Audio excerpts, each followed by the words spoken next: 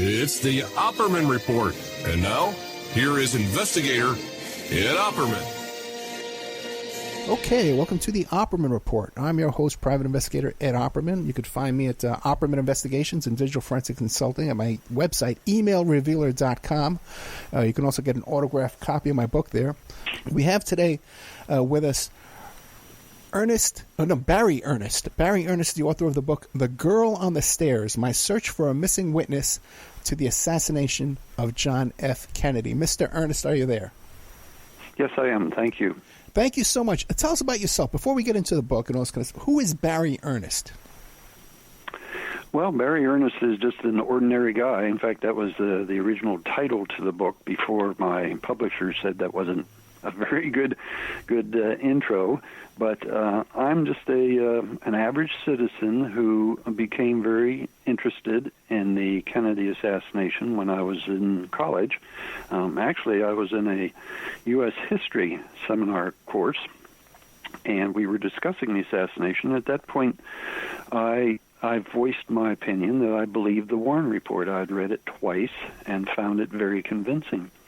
And a classmate came up a couple of days later and asked why I believed the Warren Report. And I told him, well, the standard line, the rifle was Lee Oswald, his fingerprints are on it, fingerprints are on the boxes at the window, he was seen at the window, he left the building, yada, yada, yada. And he suggested that I should read more. And I took that as a challenge and started to research the subject more, reading more and more and more books. And the next thing I knew, I was interviewing witnesses in Dallas and combing the documents in the National Archives and seeing the evidence that wasn't printed in the Warren Report, the evidence that they ignored or didn't want the public to see. And it began to raise questions in my mind about what was going on with this thing. Was there a backstory to this, a different story than what the government was presenting? And that's what caused me to get into my research. Focusing on that, one of the researchers that I met in Dallas gave me some very valuable information and advice. He said that this is such a complex subject, you should focus on one particular area of the assassination and research that. And that led me to looking into the story of a witness who saw the assassination from the fourth floor of the Texas School Book Depository, but not much was written about her. And the way she was treated in the Warren Report versus her testimony in the 26 volumes of evidence raised even more questions about her accuracy and her truthfulness. And that's what I spent 35 years doing, was getting to the root of her story and ultimately finding her. She was a very elusive person because, quite frankly, she feared for her life as a result of what she saw and did. And so that became my goal, to find her and to get the side of the story that the Warren Commission apparently did not want to hear. So the girl on the stairs is Victoria Elizabeth Adams. What's her story? Vicki Adams was born in San Francisco and studied to become a nun. Her parents abandoned her at the age of 11, so she was in this sort of land of no stability. She was moved from home to home, foster homes during her youth. She graduated from Presentation High School in San Francisco and then went to Ohio to study to become a nun. She ended up teaching in several Catholic schools in Atlanta, Georgia, and Dallas, Texas. And when the Texas School Book Depository advertised for a person that they wanted to use to help expand the Scott Forsman books that were being published in the Catholic school systems, she elected to try for that job, and she got it.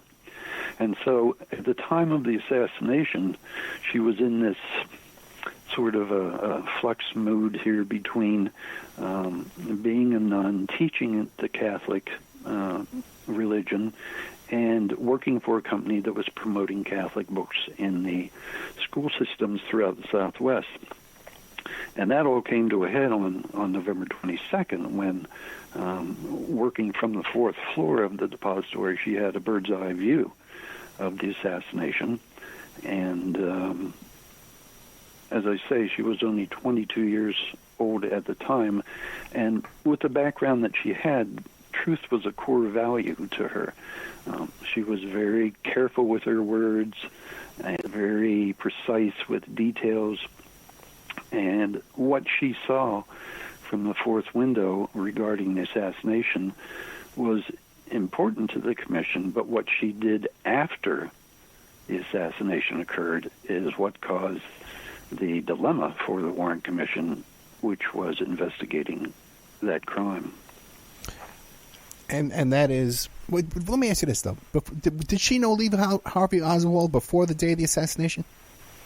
She had met him during the course of her work. She was familiar with him, but she did not, quote-unquote, know him in that sense. Oswald was a book handler, so he was involved with filling out book orders on the first, fifth, and sixth floor of the depository. She worked for the Scott Forsman Book Publishing Company on the fourth floor, so her only connection to Lee Oswald was the fact that she would take orders from schools for books, process those orders, and then send them down to the first floor where someone like Lee Oswald or any of the other employees would fill those orders and ship them out. So she had seen him through the building, but did not officially know him. Did she at least know his name? Yeah, she did know his name. Okay. And, of course, she did know his name quite a bit in the day or two following the assassination. Yeah, sure, yeah. And I'm going to ask this question. How many people worked in that building? Do we know? Oh, I would say roughly 80 or so. Okay, complete. The second, third, and fourth floors were occupied by various book publishing companies. Scott Forsman was one on the fourth floor, and there were quite a few others who had employees dealing mainly with taking orders for books that were being distributed to schools throughout that area. The first floor was the shipping area where people like Lee Oswald worked, and the fifth and sixth floors were the floors that housed the extra copies of the books that were being ordered through the publishing companies there. And did Oswald have any business, aside from the assassination, did he have any business being up on that sixth floor? Well, yeah, he worked there routinely. Oh, that's where he worked the whole time, okay. Yeah, that is where the books were. In fact, that is where, coincidentally, the Scott Forsman books were stacked that he would have to fill if Vicky had placed an order for those books. Gotcha. Okay, so that was part of his job, to be on the fifth and sixth floor, as well as the first floor. Once he filled the orders, he would then bring them down to the first floor, to the shipping area there, and they would package them and send them out. Okay, so Vicki Adams, she's looking out the window because I guess she knew in advance the president was going to be coming by. That's right. It had been published that the president was coming. She was short at the time. I didn't know this until I talked with her, but she was just a little over 4 feet, 4.5 feet. So she felt that being on the fourth floor would give her a better vantage point than standing amongst the crowd down at street level. She's probably standing on a book at the window. Yeah, she could have stood on several of her books there and had even better view, I guess. Okay, so now, did she see witnessed the assassination then, right? She did. She was a witness to the assassination. She saw the limousine pull around. She heard the shots. She thought there were 3 shots. She felt they came from below and to her right, which would have put them in the vicinity of the grassy knoll area. It was all basically what a lot of other people were saying, that there were 3 shots, and they thought they came from the trees to the right of the depository. So nothing was new there. What got her into a pickle, so to speak, was when she testified that she left that window immediately after the assassination and ran down the back stairs. Now, the commission knew at that point that Oswald had committed the assassination. In fact, it had reached that conclusion a month before it even began its investigation. But regardless, it knew that Oswald was on the 6th floor. It knew he had to be in the 2nd floor lunchroom for the encounter that occurred between the Dallas police officer and the building manager. In time tests, they showed that Oswald could have reached the 2nd floor lunchroom in 90 seconds. So that was an established time frame. They had to get Oswald to that lunchroom in order for the encounter between the policeman and the building manager to occur. And that took 90 seconds. But here comes Vicki Adams, who says that right after the assassination, she was on those same stairs at the same time. She testified in the 26 volumes that she left the window within 15 or 30 seconds after the final shot. For some reason, the commission elevated that time to 1 minute. She testified that it took her 1 minute to get from the 4th floor to the 1st floor. The commission elevated that time to several minutes.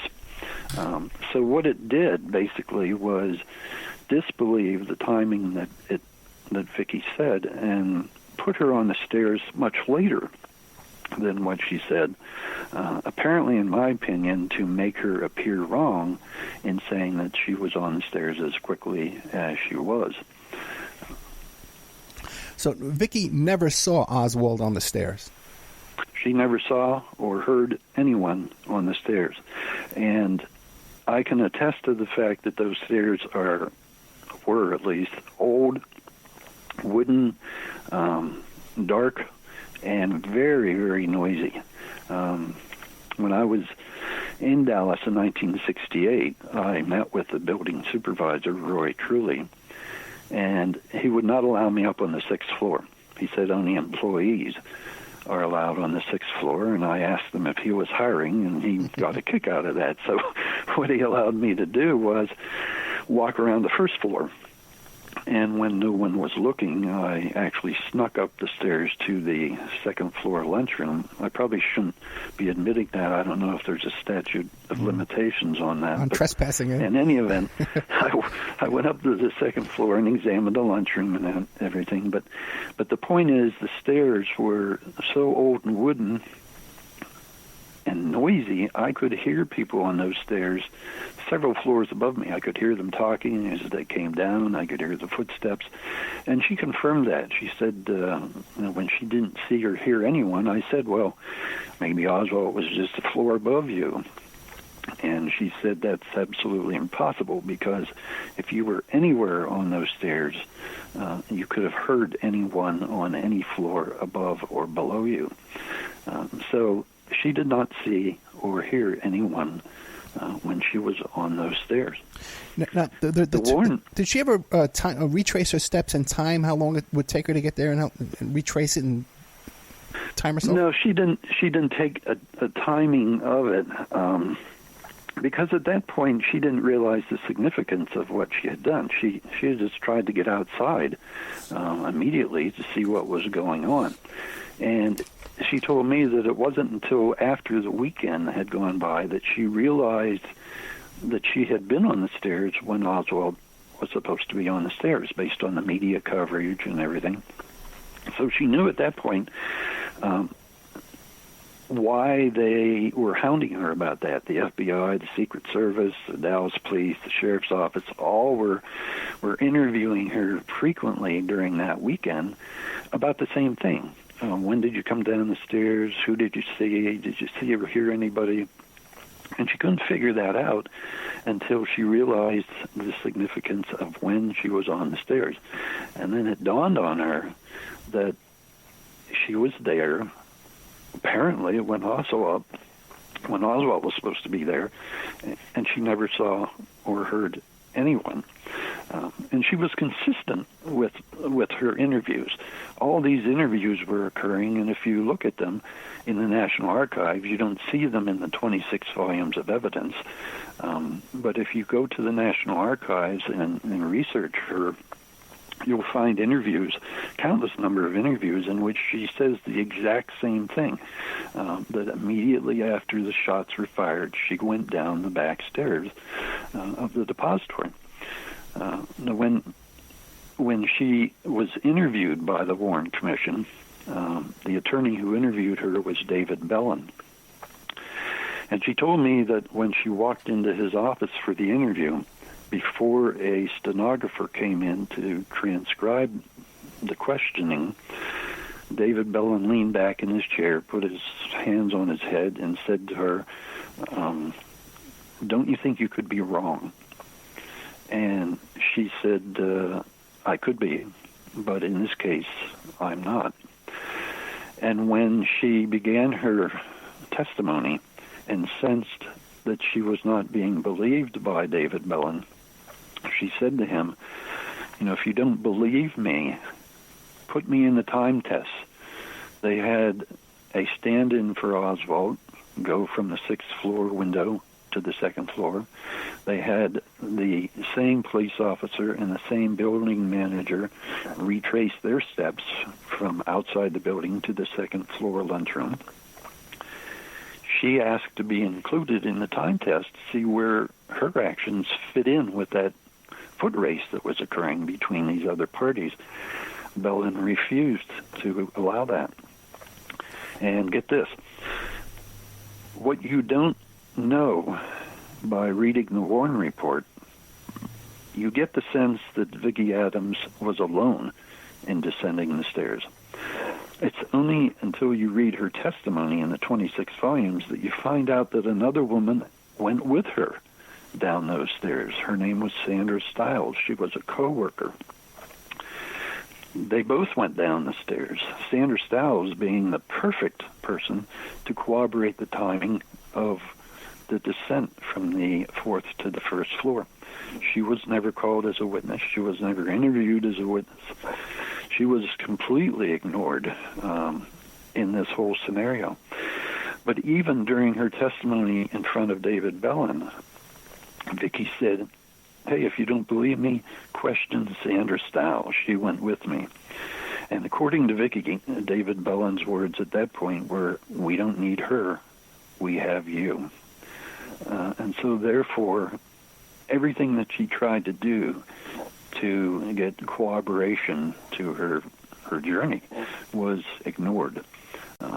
And this is what's funny about that. David Bellin, the person who interviewed her for the Warren Commission, that was his area of investigation.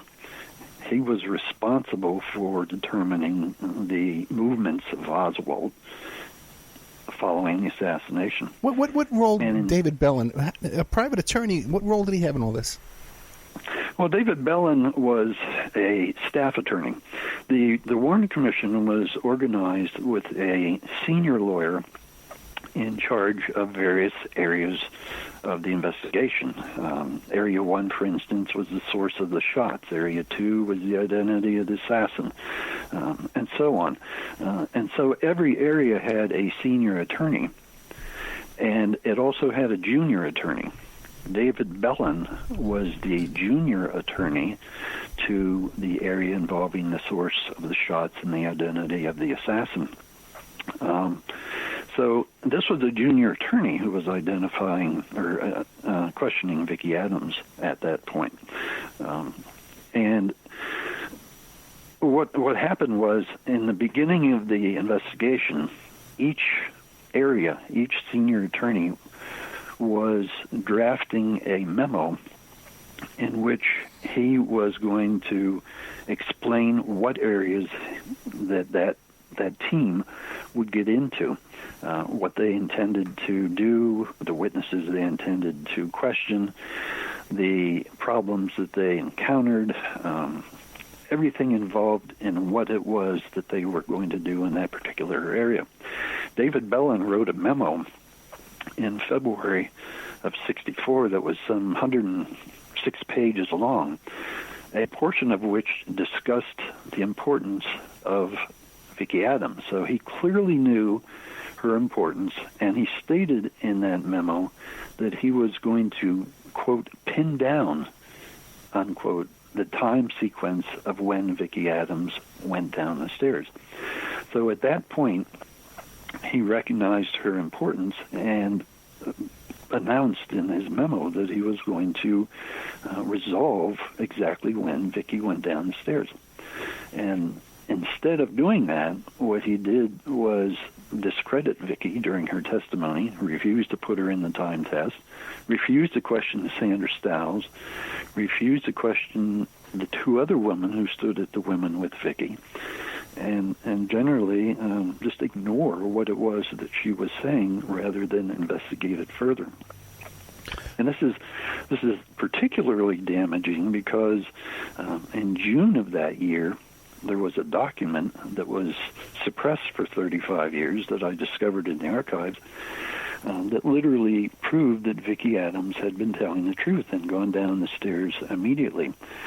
So in other words, the commission knew 3 months in advance. It knew that she was telling the truth 3 months before it would issue the Warren report in which it said she was wrong. So let me ask you this. Now, we have Vicki Adams and 2 other women were in that staircase. So we have 3 witnesses. No, we have at the window was Vicki Adams, Sandra Stiles, a co-worker, Elsie Dorman, another co-worker, and Dorothy Garner, who was the office supervisor. She was the boss over the other women. So they all witnessed the assassination from there, and any one of the other 3 could have corroborated when Vicki left the window. Gotcha. But they were never summoned. Who went down the stairs with her was Sandra Stiles. Now, a couple of things. The 4 women at the window, did they hear anything going on above their heads? A shooter? No. They were on the 4th floor. The shooter was on the 6th floor. Right. So they wouldn't have heard any commotion above them. Only the fact that the shots had been fired. But did they hear shots being fired from that window up above them? Well, Sandra Stiles did, Dorothy Garner did, and Vicki did. I interviewed all 3 of them. Elsie Dorman was actually filming the motorcade from that window, and you can see her film if you go on YouTube and type in Elsie Dorman JFK film. You can watch the film, which is a view basically of what Vicki Adams saw from that window. Now, it's not a very good film because she was not an expert with her husband's new motion picture camera, but it gives you a general idea of the vantage point that those women had on the 4th floor. Okay, now we have 2 women in the staircase. Am I correct? 2 women? That's right. Okay, and neither of them see Oswald.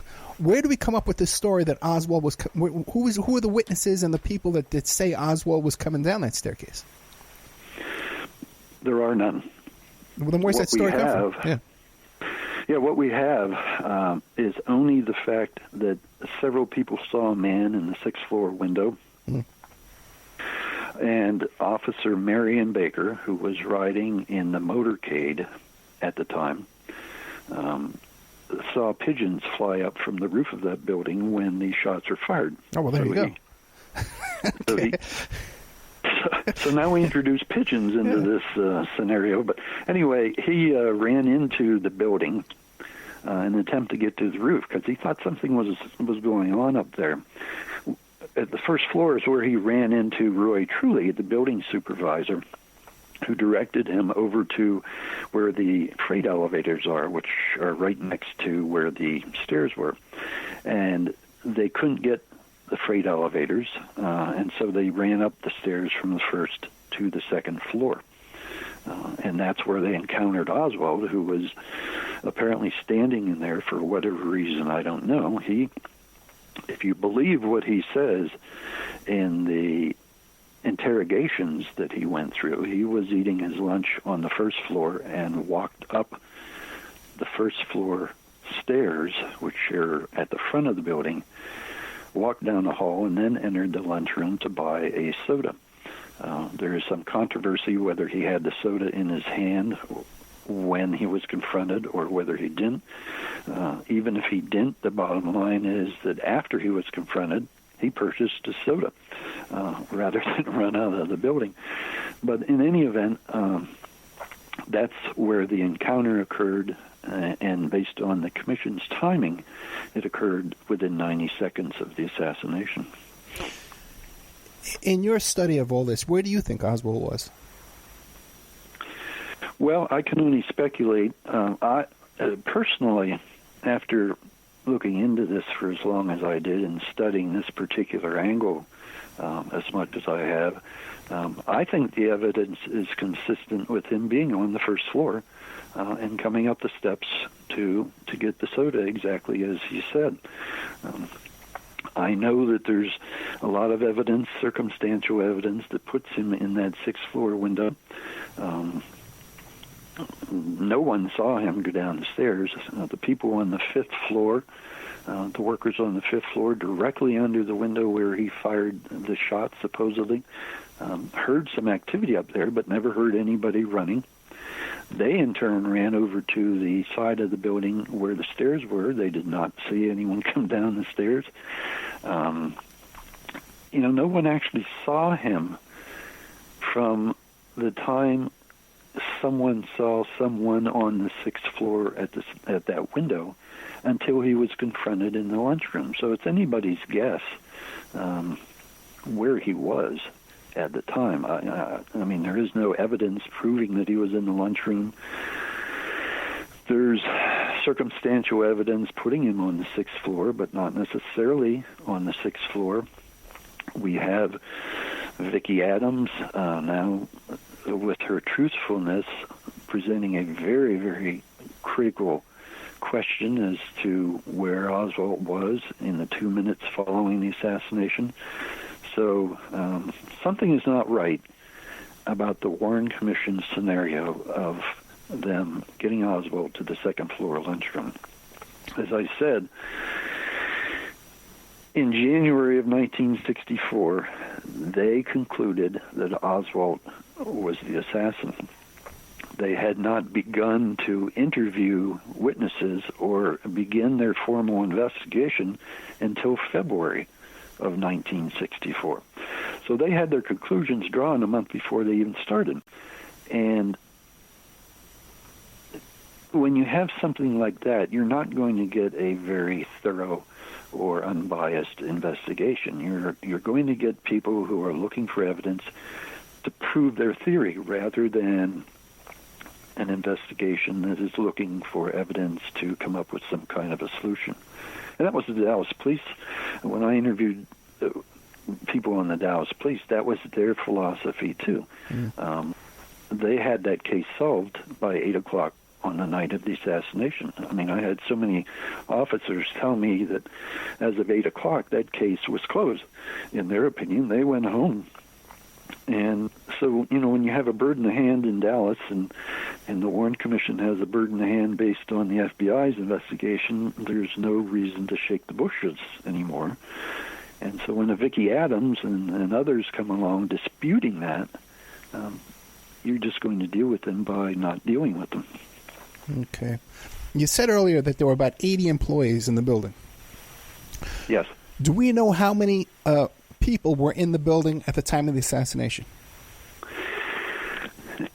Yeah, you can find out that figure. I never got it specifically. You can read the testimony of those who were working in the building at the time, and you can determine where they were at the time.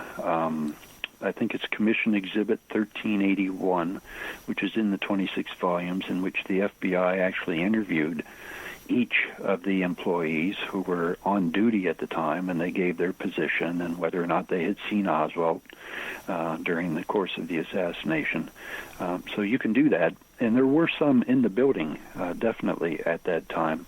But how many exactly, I don't know. Now, the women, you said there was 4 women at the window on the 4th floor, and some of them, at least some of them, did hear gunshots from above their heads.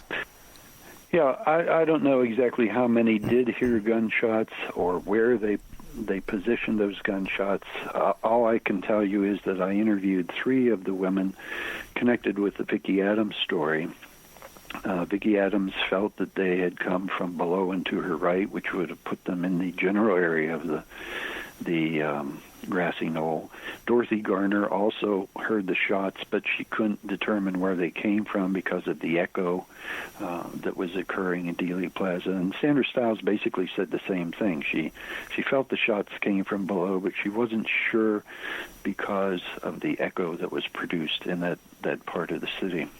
Okay, that's interesting. Now, in your research, do you believe that there was anybody up there on the 6th floor? We know there was a sniper's nest. There was a gun left there. Some witnesses heard shell casings hitting the ground. I've heard that said before. Do you believe at this time of the shooting that there was anybody up there? Well, someone was up there. I mean, shell casings don't drop on their own. Right. Witnesses did see someone on the 6th floor. Some witnesses that I talked to saw 2 people on the 6th floor rather than 1. Some saw 2 people at the sniper's nest window and another person on the same floor, several windows to the side of them. So there is evidence that something occurred up there, whether it was Oswald, whether it was an assassin. I don't know. We have the testimony. Who the Warren Commission relied on was Howard Brennan, who was a construction worker who was right across the street from the depository, and pointed out to law enforcement personnel who were there immediately after the assassination, pointed out the window that someone had fired a gun from, in his opinion. Which is strange because I would say by 12:33 that afternoon, the police knew from at least one witness that shots had taken place from the 6th floor window.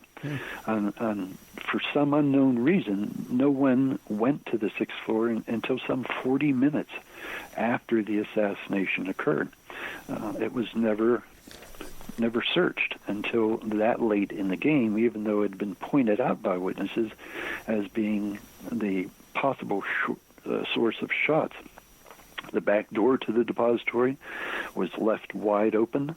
A Secret Service agent who returned to the depository some 20-30 minutes later was able to walk in to the building without anyone stopping him at all.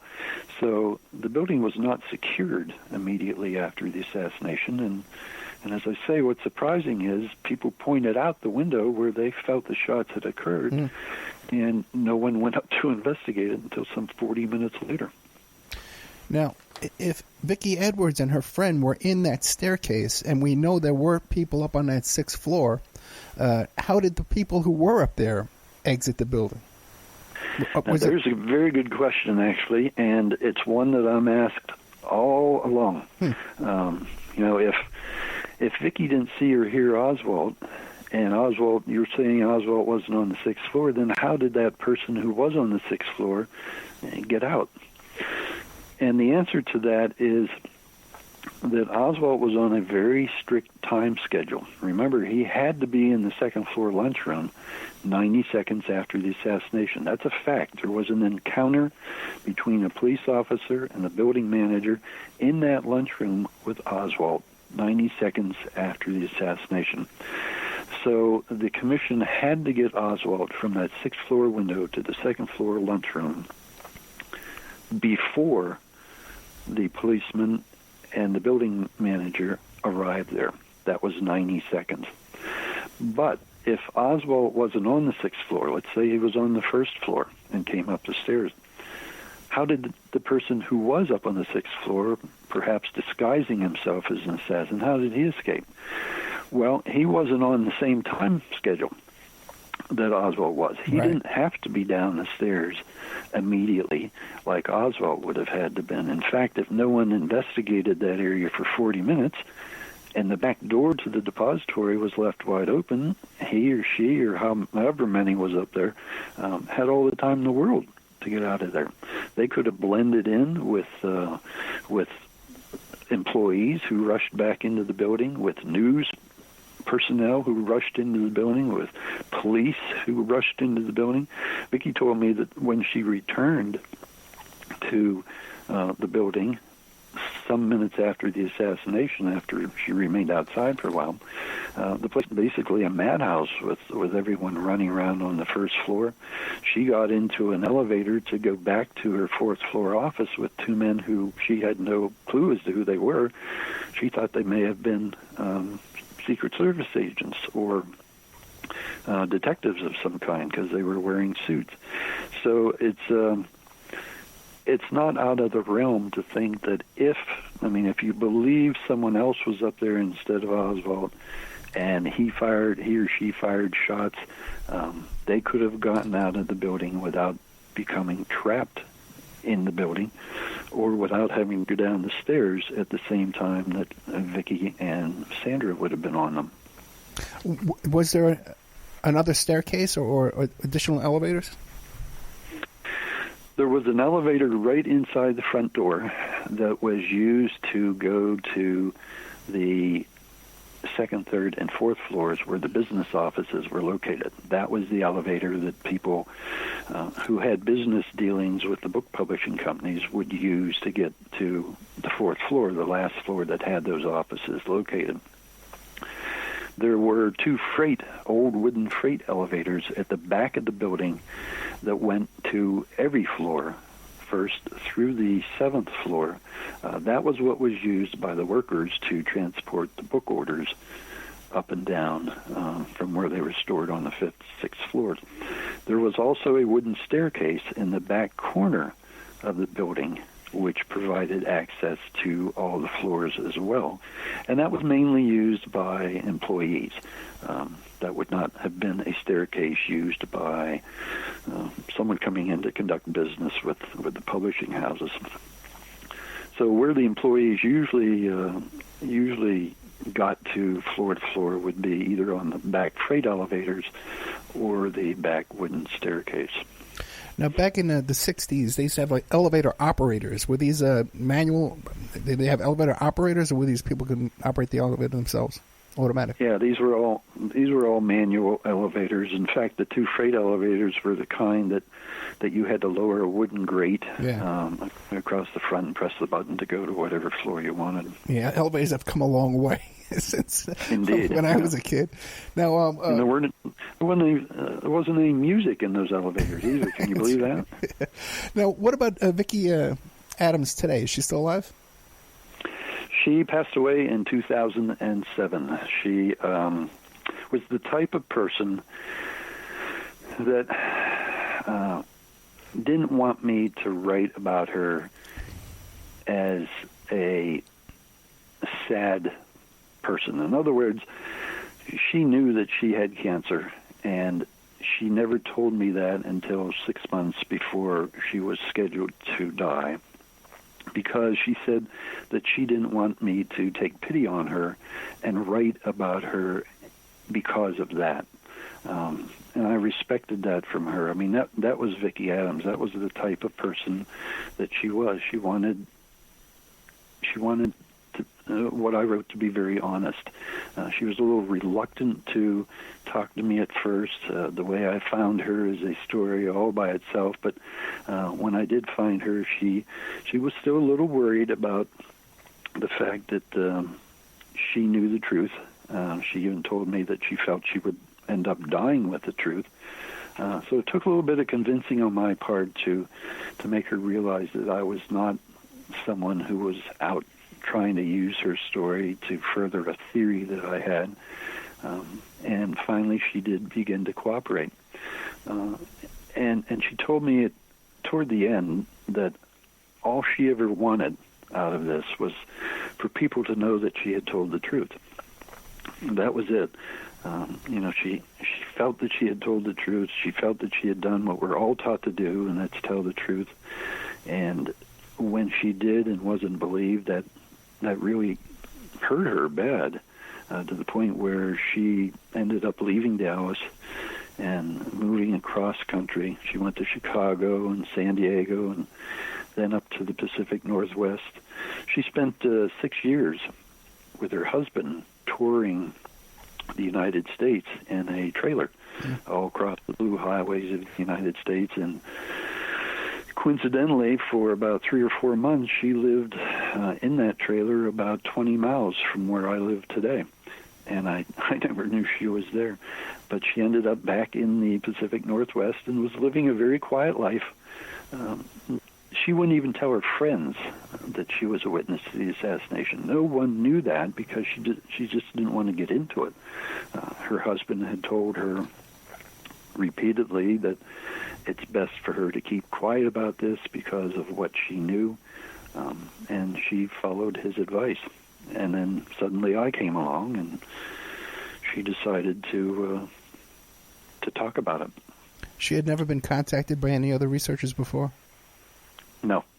Fascinating. She told me that no one had ever tried to get in touch with her, and I'm sure part of that was if they even tried, they ran into the same situation that I did in trying to track her down. She left Dallas, no forwarding address. I tried her office in Chicago, which is actually where she went to work, Scott Forsman in Chicago. They knew nothing about her.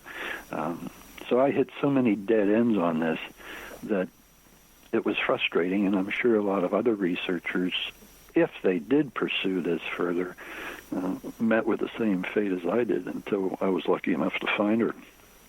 Oh, yeah, that would be with a name like Vicki Adams. Adams is such a common name right off the bat. I would wince if I had to find a Vicki Adams. I'd already be without a date of birth.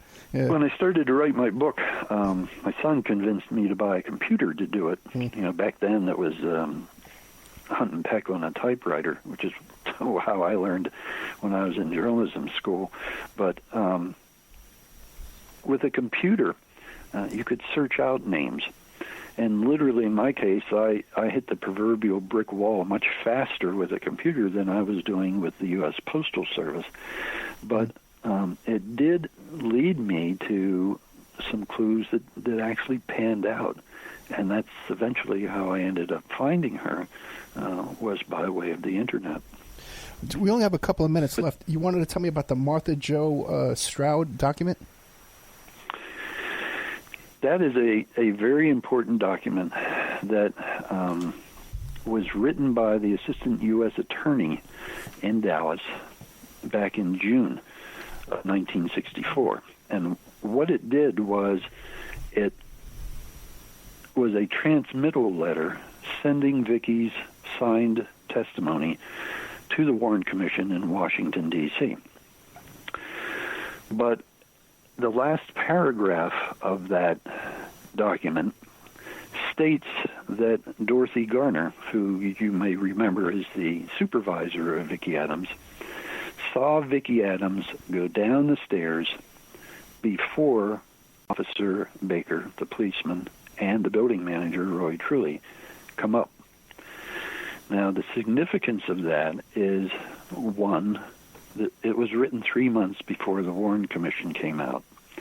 Two, it proved that Vicki Adams did what she said she did. She immediately went down the stairs. And we have a corroborating witness that saw her go down the stairs before Baker and Truly came up. What the Warren report said was that Oswald ran down the stairs to the fourth floor. The encounter occurred. Baker and Truly ran up the stairs on their way to the roof, and only then did Vicki go down after all of this had occurred. But what the Martha Jo Stroud letter was saying was that Vicki was right. She did, in fact, go down the stairs immediately. The supervisor, the woman who was her boss, Dorothy Garner, saw her go down the stairs and only then saw the policeman and the supervisor come up the stairs. She also confirmed to me that she was in a position to see Vicki go down the stairs, and she did not see Oswald come down the stairs after Vicki went down, which means that he had to have superhuman speed to get down to the second floor before even Vicki started down the stairs, which, in my opinion, is further corroboration that he wasn't on the sixth floor. This was a document that was so innocuous that if no one had been studying Vicki Adams so obsessively as I did all those years, it would have meant nothing to them. But that was a bombshell in terms of establishing Vicki's truthfulness. And what did the Warren Commission do? Well, first they had it 3 months before they wrote that Vicki was wrong. And second, they suppressed the document for 35 years. I didn't find it until 1999. And that's what prompted me to write the book about her, was the fact that I now had the evidence to prove that she did, in fact, come down the stairs when she said she did, which, as I've said before, raised the question of why didn't she see Oswald on the stairs? If you had to testify in court, would you say that you're convinced Oswald was never on the 6th floor? No, I would not say that. No. A lot of researchers have said to me that my book proves Oswald didn't kill JFK and that he wasn't on the 6th floor at the time of the assassination. And I will dispute that.